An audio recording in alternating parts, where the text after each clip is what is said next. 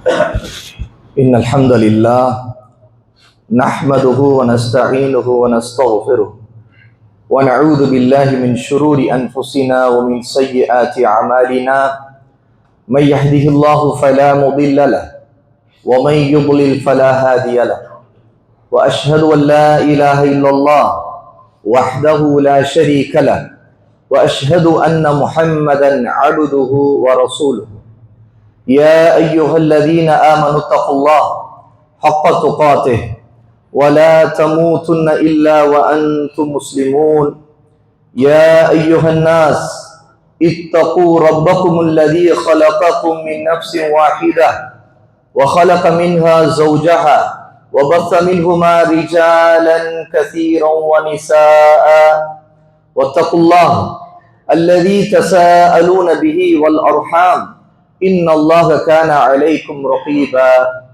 يا أيها الذين آمنوا اتقوا الله وقولوا قولا سديدا يصلح لكم أعمالكم ويغفر لكم ذنوبكم ومن يطع الله ورسوله فقد فاز فوزا عظيما أما بعد فإن أصدق الحديث كتاب الله وأحسن الهدي هدي محمد صلى الله عليه وسلم وشر الأمور محدثاتها وكل محدثة بدعة وكل بدعة ضلالة وكل ضلالة في النار.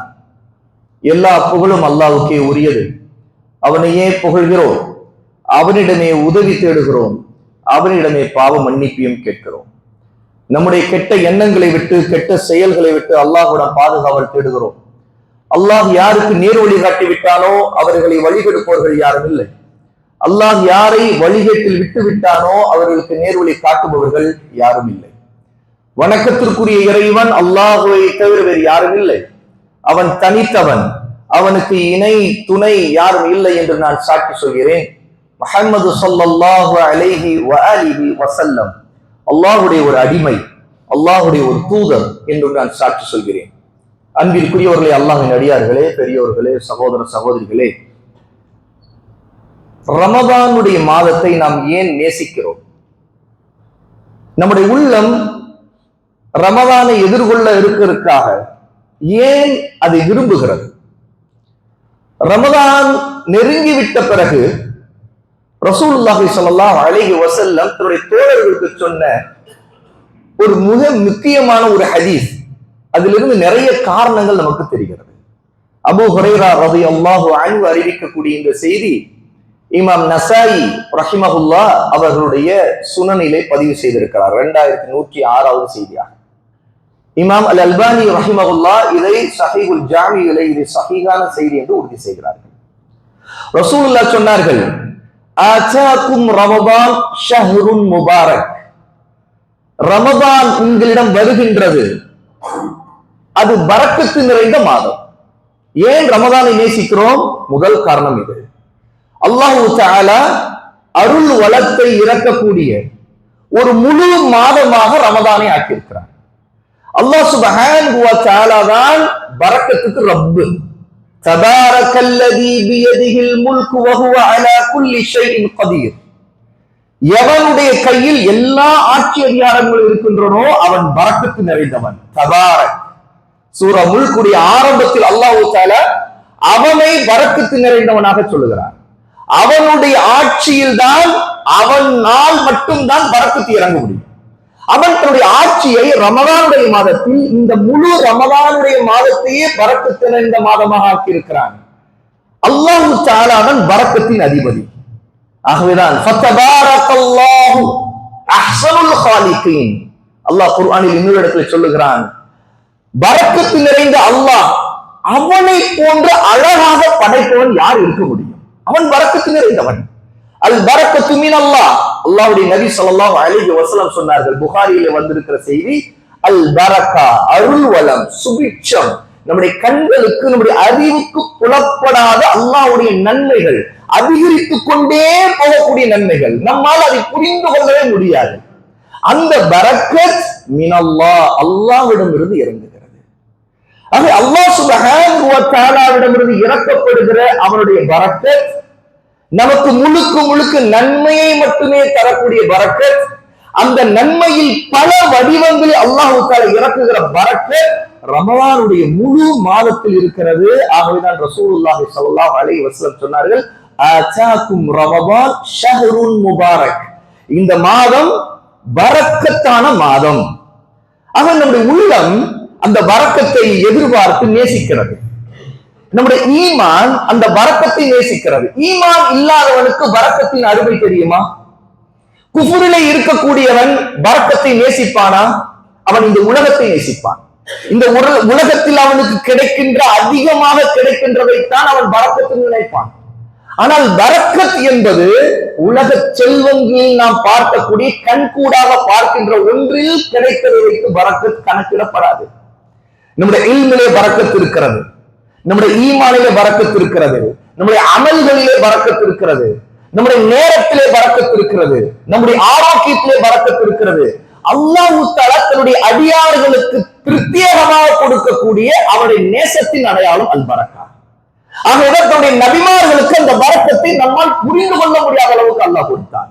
நம்முடைய நபிமார்கள் ஒவ்வொருத்தருக்கும் அல்லாஹ் கொடுத்திருக்கிறார். அல்லாஹ்வுடைய நபி ஈசா அலைஹிஸ்ஸலாத்து வஸலாம் பிறந்து குழந்தையாக கைப்பிள்ளையாக மரியமுடைய மடியிலே கையிலே இருக்கக்கூடிய நேரத்தில் தன்னை பரக்கத்து நிறைந்தவன் என்று சொல்லுகிறார். அப்படி என்றால் என்ன? அல்லாஹ் தஆலா நபி ஈசா குழந்தையாக இருக்கும் போதும் அவருக்கு பரக்கத் செய்தான். அவர் பேசுகிறார், இன்னி அப்துல்லாஹ், நான் அல்லாஹ்வுடைய அடிமை என்று பேசுகிறார். முதல் வார்த்தை, ஒரு குழந்தை முதல் வார்த்தை தன்னை அப்துல்லா, அல்லாஹ்வுடைய அடிமை என்று சொல்லுகிறது. அல்லாஹ்வுடைய பரக்கத்தை நேசிக்கக்கூடிய பக்குவம் ஈமான் உள்ளவர்களுக்கு தான் வரும். ஏன்னா அல்லாஹ் நம்முடைய ஈமானை கொண்டு தான் நம்முடைய உள்ளத்தை அலங்கரிச்சிருக்கிறான். குர்ஆனில் அல்லாஹ் சுப்ஹானஹு வ தஆலா சூரா அல் ஹுஜராத் 49வது சூராவுடைய 7வது ஆயத்தில் சொல்லுகிறார், வஅலமு அன்ன ஃபீக்கும் ரசூலுல்லாஹ், தெரிந்து கொள்ளுங்கள், நன்கு புரிந்து கொள்ளுங்கள். நபித்தோழர்களை பார்த்து அல்லாஹ் சொல்கிறான், உங்களுக்கு மத்தியில் தூதர், அல்லாஹ்வின் தூதர் இருக்கின்றார். லவ் யுதீஉக்கும் ஃபீ கதீரின் மினல் அம்ர் லஅனித்தும், அவர் நீங்கள் விரும்புகின்றவாறெல்லாம் உங்களுக்கு அவர் கட்டுப்பட்டு நடந்தால் அது உங்களுக்கு தான் பிரச்சனை, உங்களுக்கு தான் சிரமமாக மாறிவிடும். வலக்கின் அல்லாஹ் ஹப்பப இலைக்குமுல் ஈமான வஸய்யனஹு ஃபீ குலூபிக்கும், ஆனால் அல்லாஹ் உங்களுடைய உள்ளங்களிலே ஈமானை கொடுத்து அந்த ஈமானை கொண்டு உங்களை அலங்கரித்து விட்டான், ஈமானை விருப்பமாக ஆக்கிவிட்டான். ஈமான் நமக்கு பிடித்திருக்கிறது, அல்லாஹ்வை பிடித்திருக்கிறது. அவன் தான் நம்முடைய ரப், அவனை மட்டுமே வணங்குவோம். தௌஹீத், லா இலாஹ இல்லல்லாஹ், வணங்க தகுதியான இறைவன் அவனை தவிர எவனும் இல்லை. லா மஅபூத பிஹக்கின் இல்லல்லாஹ், வணக்கத்திற்குரியவன், எல்லா வணக்கங்களுக்கும் சொந்தக்காரன், அவனை விட்டு எவனும் இல்லை. இந்த ஈமான் இருக்கு, இதுதான் நம்முடைய தனித்தன்மை, இதுதான் நம்முடைய கண்ணியம். இதற்காகத்தான் வாழ்ந்து கொண்டிருக்கிறோம், இதற்காகத்தான் உடல் பொருள் ஆவி அனைத்தும் கொடுக்கப்பட்டிருக்கிறது. ஏனென்றால் அல்லாஹ் தஆலா படைத்தது இதற்காகத்தான். வமா கலக்துல் ஜின்ன வல் இன்ஸ இல்லா லியஅபுதூன், ஜின்களை மனிதரும் என்னை வணங்கி என்னை ஒருமைப்படுத்தி எனக்கு எல்லா இபாதத்தை செய்வதற்காக தவிர வேறு எதற்காக நான் படைக்கவில்லை என்று அல்லாஹ் சொல்கிறான். நாம் படைக்கப்பட்ட நோக்கம் அது.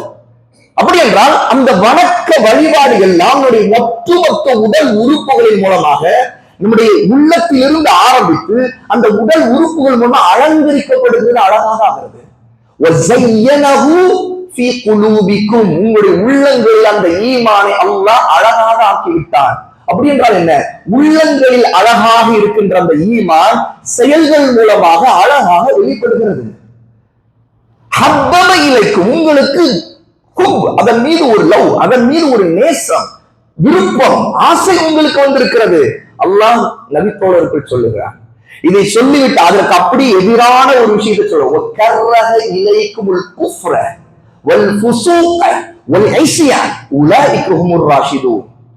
ஆனால் அதற்கு மாறாக குஃப்ரையும் அல்லாஹ்வை நிராகரிப்பதையும் பாவங்கள் செய்வதையும், அது சிறுபாவமா இருக்கட்டும் பெரும்பாவமா இருக்கட்டும், அதையும் அல்லாஹ்வுக்கு மாறு செய்வதையும் தூதருக்கு மாறு செய்வதையும் அவன் உங்களுக்கு வெறுப்பாக ஆக்கியிருக்கிறான். ஈமான் நல்ல அமல்கள் மீது, தௌஹீதின் மீது, சுன்னாவின் மீது விருப்பத்தை ஏற்படுத்தும். குஃபுர் என்ன செய்யும்? அந்த குஃபர் உள்ளத்துல வந்துவிட்டால் அது ஒரு மனிதனுக்கு அல்லாஹ் மீது வெறுப்பை ஏற்படுத்தும், நபியின் மீது வெறுப்பை ஏற்படுத்தும், அல்லாஹ்வுடைய கட்டளைகள் மீது வெறுப்பை ஏற்படுத்தும். ஏன் இதெல்லாம் அல்லாஹ் கட்டளை எடுக்கிறான் என்று நினைப்பான் ஒருவன். நான் எதற்கு இதையெல்லாம் செய்ய வேண்டும் என்று நினைப்பான் ஒருவன். வியாபாரம் செய்வான், இது தவறு, இது கூடாது, இது ஹராம் சொன்னா இதெல்லாம் இந்த காலத்துக்கு ஏற்றுவது, இதெல்லாம் நான் எதுக்கு செய்யணும், இதெல்லாம் நான் என்னால் முடியாது, அதெல்லாம் ஏற்றுக்க மாட்டேன் என்று சொல்லுவான். குஃபர். ஒருத்தன் மறுக்கிறான் என்றால் குஃபர். ஆனா ஒருவன் ஏற்றுக்கொள்கிறான், ஆனால் அதற்கு மாறு செய்கிறான் என்றால் ஃபுசூக். அவன் பாவங்கள் செய்கிறான், அவனுக்கு தெரிகிறது தவறு, இது குற்றம், இது ஹராம். ஆனால் அவனுடைய இச்சை தூண்டப்பட்டு அவனுடைய சிந்தனைகள் சகவாசம் சரியில்லாமல் போய் அவனை போன்ற பாவிகளோடு அவன் இணங்கி பழகி புரிந்து பேசி ஊர் சுற்றி கொண்டிருப்பதால் அவனுக்கு இந்த உலகத்துடைய செல்வங்கள் மீது வந்திருக்கிற முஹப்பத்து காரணமாக அவன் பாவங்களை துணிந்து செய்கிறான். ஒரு இஸ்யான், அல்லாஹ்வின் தூதருடைய கட்டளையை சொல்லும் பொழுது மாறு செய்கிறான், அல்லாஹ்வுடைய கட்டளைக்கு மாறு செய்கிறான். ஆனால் ஈமான் கொண்டவர்களுடைய உள்ளங்கள் அலங்கரிக்கப்பட்டு நேசம் அலங்கரிக்கப்படுவதால் என்ன ஆகுது தெரியுமா? உலைக ஹுமுர் ராஷிதூன், அவர்கள்தான் நேர்வழியில் இருக்கின்ற மக்கள் அல்லாஹ் சொல்லுகிறான். அப்படி என்றால் இந்த ஈமானுடைய தன்மை அல்லாஹ்வுடைய பரக்கத்தை பெறக்கூடிய தன்மை. நமக்கு ஏன் ரமதான் நேசிக்கப்படுகிறது என்றால் நமக்கு அந்த பரக்கத், அந்த ஈமானுடைய தன்மை, அமல்கள் மீதான நேசம், நோன்பை நேசிக்கிறோம். ரசூலுல்லாஹி ஸல்லல்லாஹு அலைஹி வஸல்லம் இந்த ஹதீஸுடைய அடுத்த வரியிலே சொல்லுகிறார்கள், கவனிங்கள். இரண்டாவது காரணம் ஏன் நமக்கு ரமதான் பிடிக்கிறது தெரியுமா?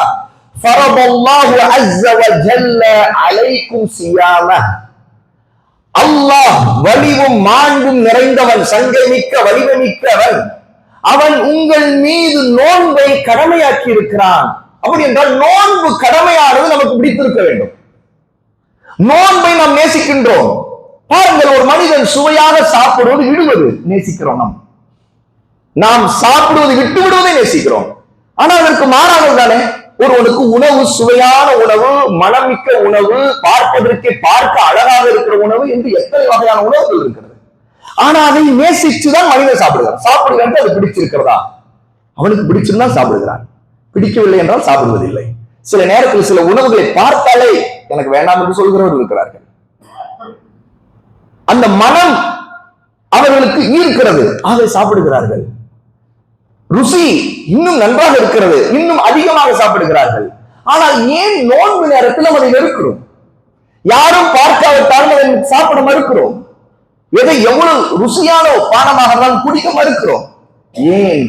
ஈமான் அல்லாஹ் கடமையாக்க ஒன்றே ஒரு முஸ்லிம் தான் நேசிக்க முடியும். ஒரு முஸ்லிமுடைய உள்ளம் ஈமானை கொண்டு நேசித்த பிறகு நோன்பு பிடித்து போய்விட்டது. சாப்பிடாமல் இருக்கிறது பிடிக்கிறது, குடிக்காமல் இருக்கிறது பிடிக்கிறது. இச்சையை வெறுக்கிறோம்.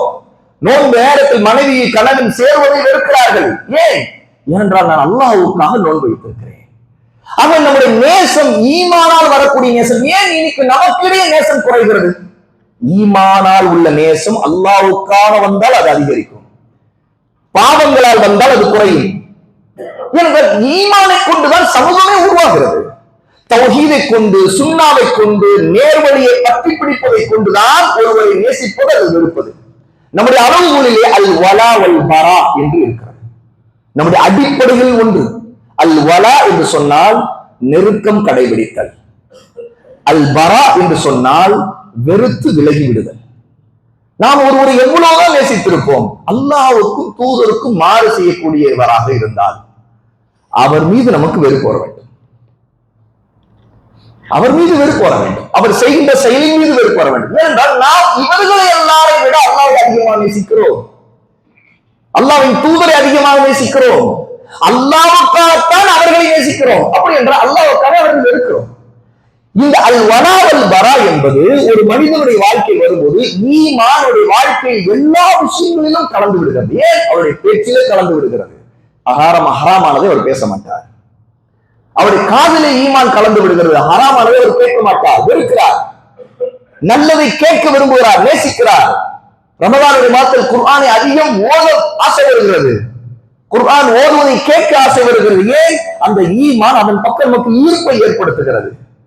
அதிலே ஒரு மிக முக்கியமான அமல் தான் நோன்பை அல்லாஹ் கடமையாக்கி இருக்கிறதை நாம் நேசிக்கிறோம். ஏனென்றால் நோன்பு என்பது இந்த ஈமானிலே இஸ்லாமுடைய 5 தூண்களில் மிக முக்கியமான ஒரு தூண்.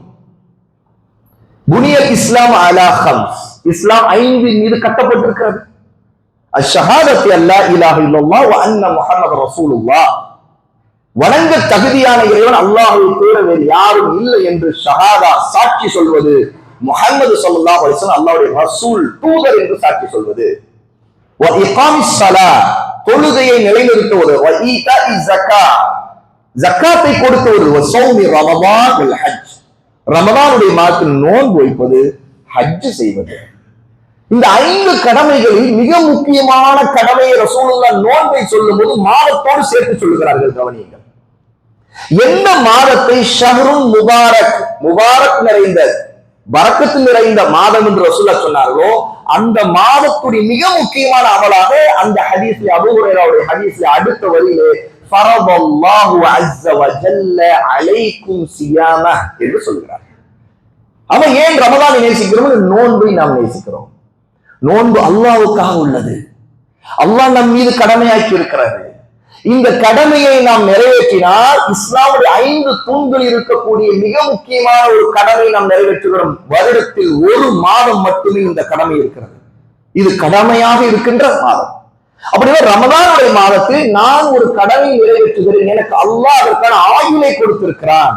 எத்தனையோ பேர் போன வருடம் இருந்தவர்கள் இந்த வருடம் இல்லை என்று ரமதானுடைய மாதத்தை நாம் நினைத்து பார்க்கும்போது நமக்கு தெரியும், இந்த கடமையை நிறைவேற்றுவதற்கு ஈமானையும் கொடுத்திருக்கிறானே, அதுதான் விஷயம். ஏன் போன வருடம் இருந்தவர் இந்த வருடம் இருக்கிறவர்கள் இருக்கிறார்கள். இந்த பூமியில் எத்தனை பேர் ஈமான் இல்லாதவர்கள்? காஃபிர்கள். பூமியில காஃபிர்கள் தான் அதிகம். அந்த மொத்த காஃபிர்களுடைய எண்ணிக்கையிலே அல்லாஹ் நம்மை விலக்கி பாதுகாத்து பிரிச்சு உயிரையும் கொடுத்து ஹயாத்தை நீளமாக்கி ரமதானுடைய மாதத்தை அடைவதற்கு வாய்ப்பை கொடுத்து அதற்கான ஈமானையும் கொடுத்து நோன்பை நேசிப்பதற்கு ரமதானுடைய இந்த பரக்கத்தான மாதத்தை அடைவதற்கு அல்லாஹ் நமக்கு ஆயுளை நீட்டி இருக்கிறான் என்றால் அது எவ்வளவு மகத்தான, அல்லாஹ்வை நேசிப்பதற்கு அவனுக்கு நன்றி செலுத்துவதற்கு மிக முக்கியமான காரணமாக இருக்க முடியும். இதை நினைத்து பார்க்க வேண்டும். ஆக இது 2வது காரணம். நோன்பு என்பது அல்லாஹ்வுக்கு செய்ய வேண்டிய கடமையை செய்வதற்கு அல்லாஹ் நமக்கு கொடுத்திருக்கிற வாய்ப்பு. அது பரக்கத்துகளில் இது மிக முக்கியமான பரக்கத்து. ஏன் ஒட்டுமொத்த ரமலான் என்பது பரக்கத்து நிறைந்த மாதம் இல்லையா? அந்த பரக்கத்து நிறைந்ததிலே பரக்கத்தான அமல் எது? நீளமான அமல் எது? நோன்புதான். அதுவும் மற்ற அமல்களை காட்டிலும் இதற்கு தனித்துவம் இருக்கிறது. ரசூலுல்லாஹி ஸல்லல்லாஹு அலைஹி வஸல்லம் அல்லாஹ் சொல்லுவதாக சொன்னார்கள், ஒவ்வொரு ஆதமுடைய மகன் செய்யக்கூடிய ஒவ்வொரு அமலுக்கும் 10 700 மடங்குகள் வரைக்கும் நன்மைகள் எழுதப்படும். ஒரு அமல் செய்தால் அல்லாஹ் தஆலா அதை செய்ததுக்கு 10 என்று தான் ஆரம்பிக்கிறார். 10 தான் ஆரம்பமே கூலி. அதிலிருந்து நம்முடைய அந்த அமலின் தரம், நேர்த்தி, அதில் நாம் கடைபிடித்த ஒழுங்குகள், அதில் நாம் சுன்னாவை எவ்வளவு பேணி நடந்தோம், இதையெல்லாம் அளவுகளாக வைத்துத்தான் நன்மை 10 மட்டுமா, 20, 30, 100, 200 இப்படியே அதிகரித்துக் கொண்டே போகும். இப்போது கவனத்தில் வைத்துக் கொள்ளுங்க அல்லாஹ்வுடைய அடியார்களே, நோன்புடைய காலத்தில் மட்டுமல்ல, எந்த ஒரு அமலாக இருந்தாலும் எவ்வளவுக்கு எவ்வளவு நன்மையின் மடங்கு அதிகமாக வேண்டும் என்று நாம் விரும்புகிறோமோ அந்த அளவுக்கு சுன்னாவிலே அதில் நேர்த்தி இருக்க வேண்டும். நபி வழியை அதுல அமல் செய்ய வேண்டும்.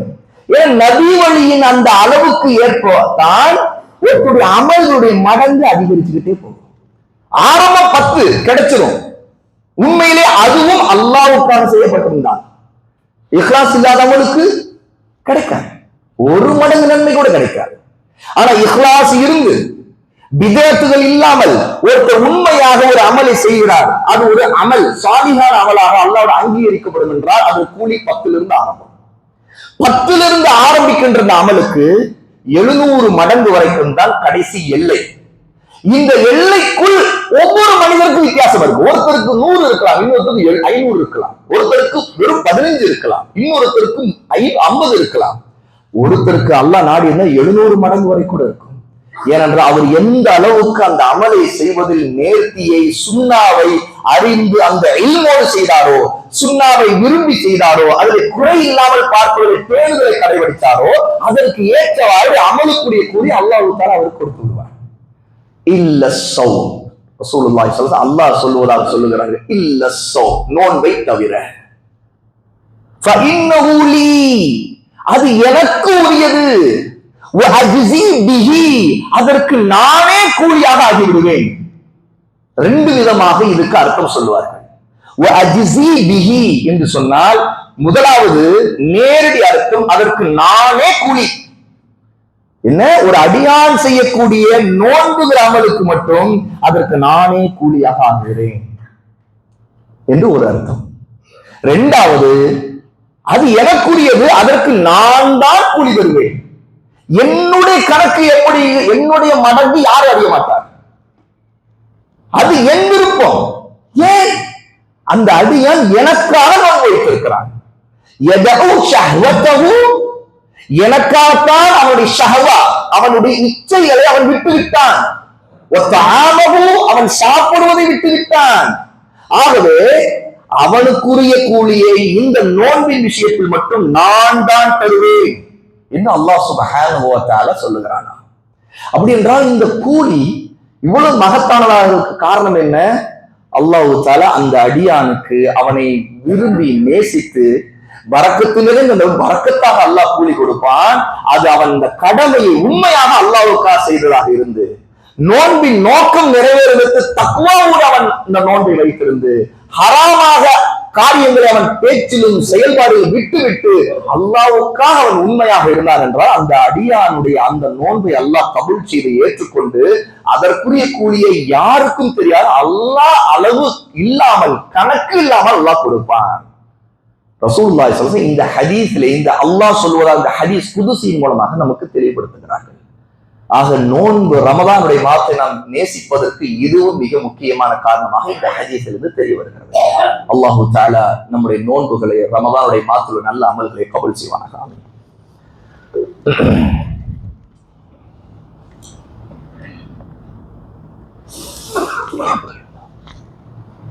அல்ஹம்துலில்லாஹி ரப்பில் ஆலமீன் வ ஸல்லல்லாஹு அலா நபியினா முஹம்மத் வ அலா ஆலிஹி வ ஸஹ்பிஹி அஜ்மஈன்.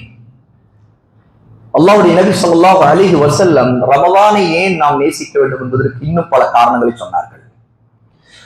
அடுத்து ரசூலுல்லாஹ் சொன்னார்கள், அபூ ஹுரைராவுடைய ஹதீஸ்ல, துஃப்தஹு ஃபீஹி அப்வாபுஸ் ஸமா, வானத்தின் வாசல்கள் ரமலானுடைய மாதத்தில் திறக்கப்படுகின்றன. வ துக்லகு ஃபீஹி அப்வாபுல் ஜஹீம், ஜஹீம் நரக நெருப்பின் வாசல்கள் மூடப்படுகின்றன. வ துகல்லு ஃபீஹி மரதுஷ் ஷயாத்தீன், மூர்க்கமான மரபா என்கின்ற ஷைத்தான்கள் சங்கிலிகளால் விலங்கிடப்படுகின்றன. அப்படின்றால் ஏன் நாம் ரமதான் நேசிக்க வேண்டும்? இதெல்லாம் காரணம் இருக்கிறது. அல்லாஹ் தஆலா எல்லா மாதங்களிலும் வானத்தின் வாசல்களை மூடி வைக்கிறான், சொர்க்கத்தின் வாசல்களை மூடி வைக்கிறான். ஆனா ரமதானுடைய மாதத்தில் திறந்து வைக்கிறான். எல்லா மாதமும் நரகத்தின் வாசல்களை திறந்து வைக்கின்றான், ஜஹன்னமுடைய ஜஹீமுடைய வாசல்களை திறந்து வைக்கின்றான். ஆனா ரமதானுடைய மாதத்தில் அல்லாஹ் மூடி வைக்கின்றான். எல்லா மாதங்களிலும் மரதாங்கிற ஜின்னின ஷைத்தான்களை அல்லாஹ் அவிழ்த்து விட்டு விடுகிறான். ஆனா ரமதானுடைய மாதத்தில் அல்லாஹ் தஆலா அவர்களுக்கு சங்கிலிகளை இட்டு முடக்குகிறான். ஆனா நாம் நேசிப்பதற்கு ரமதானுக்கு மிக முக்கியமான காரணம் இருக்கு. ஏனென்றால் நாம் அதை வெளிப்படையாக நம்முடைய வாழ்க்கையை பார்க்கிறோம். எத்தனையோ ஷைத்தானிய காரியங்களில் ஈடுபட்டவர் ரமதானுடைய மாதத்தில் ஒரு ஈமான் அதிகரிக்கிறது. அவர்கள் தொழுகையின் பக்கம் வருகிறார்கள். அவருடைய நோன்பு காலத்தில் அவர்கள் கடைபிடிக்கிற பேணுதல் நமக்கு ஆச்சரியம் அளிக்கிறது. அவர்கள் உண்மையை நோன்பை நேசிக்கிறார்கள். எவ்வளவோ பேர் வருடம் முழுக்க அவருடைய அமல்கள் செய்து கொண்டிருக்கிறவர்கள் தன்னுடைய அமல்களை கொண்டு பெருமை அடித்துக் கொண்டிருந்திருப்பார்கள்.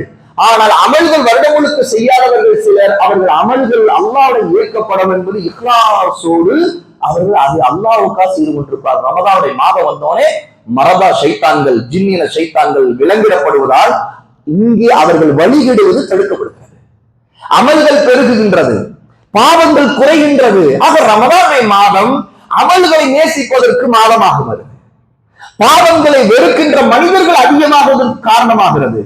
ஷைத்தான்கள் ஜின்னின ஷைத்தான்கள் விலங்கிடுபடுவதற்கு காரணமாகிறது. அது அல்லாஹ் நம் மீது காட்டக்கூடிய கருணையாக இருக்கிறது. அப்படி என்றால் ரமதானுடைய மாதம் இன்னும் நமக்கு நேசத்திற்குரிய மாதமாகிறது. ரசூலுல்லாஹ் அடுத்து சொல்லுகிறார்கள், லில்லாஹி ஃபீஹி லைலா, இந்த மாதத்தில் அல்லாஹ்வுக்காக ஒரு நாள், ஒரு இரவு இருக்கிறது. கைருன் மின் அல்ஃபி ஷஹர், அது 1000 மாதங்களை விட சிறந்தது. அதுதான் லைலத்துல் கத்ர். அப்ப நாம் ரமதானை ஏன் நேசிக்கிறோம்? லைலத்துல் கத்ரும் அதுக்கு மிக முக்கியமான காரணமாக இருக்கிறது. ஏனென்றால் அதுதான் குர்ஆன் பைத்துல் இஸ்ஸாவிலே முதல் வானத்திலே இறக்கப்பட்ட இரவு. அந்த முதல் வானத்தில் இறக்கப்பட்டு அதற்கு பிறகு வருடம் முழுக்க ரசூல் ஸல்லல்லாஹு அலைஹி வஸல்லம் ஹயாத் அவருடைய உயிர் இருக்க வரைக்கும் அல்லாஹ் தொடர்ந்து இந்த பூமிக்கு வஹி இறக்கி கொண்டே இருந்தான். ஆனால் முழு குர்ஆனும் பைத்துல் இஸ்ஸாவிலே இப்னு அப்பாஸ் ரலியல்லாஹு அன்ஹு சொல்லுகிற ஆதாரபூர்வமான செய்திப்படி அது இறக்கப்பட்டு விட்டது. அது ரமதானுடைய ஒரு இரவுலே இறக்கப்பட்டது. லில்லாஹி ஃபீஹி லைலா என்று ரசூலுல்லாஹ் சொல்லுகிறார்கள். இதை சொல்லிவிட்டு ரசூல் ஒரு எச்சரிக்கையை சொல்லி பிடிக்கிறார்கள். மன் ஹுரிம கைரஹா ஃபகத் ஹுரிம். எவன் இந்த நன்மைகளை எல்லாம் விலக்கி கொண்டானோ, இந்த நன்மைகளை, பரக்கத்துகளை, இந்த கடமைகளை எல்லாம் விட்டுவிட்டு, இந்த வாய்ப்புகளை எல்லாம் விட்டுவிட்டு தவிர்த்து விட்டானோ, ஃபகத் ஹுரிம், அவன் விலகி போனவன், அவன் விலக்கப்பட்டவன், அவன் ஹராமிலே விழுந்து விட்டான், அவன் தடுத்து விட்டான், தனக்கு வர இருந்த பரக்கத்துகளை, நன்மைகளை எல்லாம் நாசமாக்கி விட்டான். அவங்கதான் எச்சரிக்கையா இருக்கிறது. எல்லா நன்மைகளும் ரசூலுல்லாஹ் சொல்லிவிட்டு கடைசியில் எச்சரிக்கையோடு ஒரு வஈதோடு முடிக்கிறார்கள். யார் ஒருத்தர் இந்த கைதுகளை, இந்த நன்மைகள் எல்லாம் அடையாமல் விலக்கி விட்டாரோ அவர் நிச்சயமாக எல்லாவற்றையும் விலக்கிவிட்டு எல்லா நன்மைகளில் இருந்த நஷ்டவழியாக ஆகிவிடுவார். ஆகவே அன்பிற்குரியவர்களே, அல்லாஹ்வின் அடியார்களே, நாம் வர இருக்கின்ற ரமதானை முதலில் நாம் அடைய வேண்டும் என்பதற்கு அல்லாஹ்விடம் துஆ செய்ய வேண்டும், பிரார்த்தனை செய்ய வேண்டும், அதிகமாக அவருடைய உதவி தேட வேண்டும். இரண்டாவது, மிக முக்கியமான ரமதானுடைய அஹ்காம், சட்டங்களை பற்றி அறிவை கற்றுக்கொள்ள முயற்சி செய்ய வேண்டும். அதற்காக உலமாக்கள், சரியான கல்வி உள்ள அஹ்லு சுன்னா, சலஃபி அகீதா மன்ஹஜில் இருக்கும் உறுதியான கல்வி உள்ளவர்களிடமிருந்து மார்க்கத்தை படித்துக் கொள்ள வேண்டும். சட்டங்களை அமல் செய்வதற்கு அறிவு இருந்தால்தான் அமலே செய்ய முடியும்.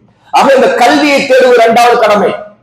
மூன்றாவது, மிக முக்கியமான தௌஹீதை தெளிவாக உணர வேண்டும். இஹ்லாஸ் நமக்கு முக்கியம்.